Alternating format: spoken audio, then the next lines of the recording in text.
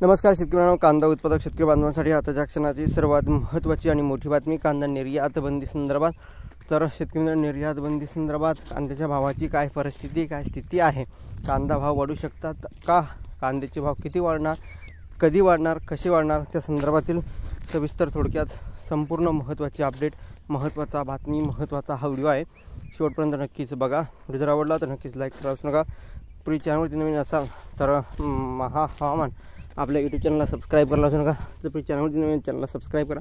चला तर मित्रांनो, सुरुवात करूया। करू शकता अत्यंत महत्त्वाची अपडेट। दिंडोरी लोकसभा मतदारसंघात मोठ्या प्रमाणात कांद्याचं क्षेत्र आहे आणि या सर्व लोकसभा मतदारसंघात महायुतीचा पराभवाचा धक्का बसला आहे। बघू शकता कांदा पट्ट्यातील उमेदवारांना बसला पराभवाचा धक्का। भारती पवार दिंडोरी नाशिक पराभूत झालेले आहे। त्यानंतर हेमंत गोडसे नाशिक पराभूत, हिना गावित नंदुरबार पराभूत, सुजय विखे पाटील अहमदनगर दक्षिण पराभूत, सुभाष भामरे धुळे पराभूत, शिवाजीराव आढळराव पाटील शिरूर पराभूत, सदाशिव लोखंडे शिर्डी पराभूत, असे हे पराभूतांचे नाव आहे। शेतकऱ्यांनो, या ठिकाणी कांद्यावर लक्ष दिलं नाही म्हणून त्यांना हे त्यांचे कर्म भोगावे लागले आहे आणि त्यांना या ठिकाणी पराभूत व्हावं लागलं आहे।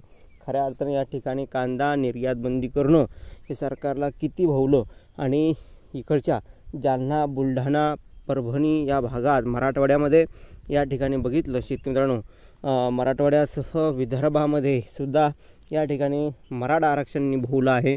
इकडे मराठा आरक्षण संदर्भात मोठा निर्णय झाल्यामुळे काहीतरी मराठा समाजांनी मराठवाड्यात जवळपास सर्वच मराठा आमदार निवडून आणलेले आहे।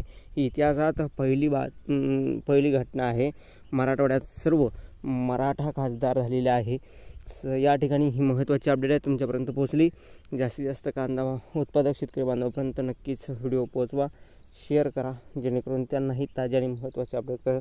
कांदा भावासंदर्भातील महत्त्वाचे अपडेट, महत्त्वाची घडामोड सर्वात अगोदर पोहोचण्यासाठी चॅनलला सबस्क्राईब करा। ताज्या आणि महत्त्वाच्या घडामोडी सर्वात अगोदर तुमच्यापर्यंत घेऊन असतो। धन्यवाद।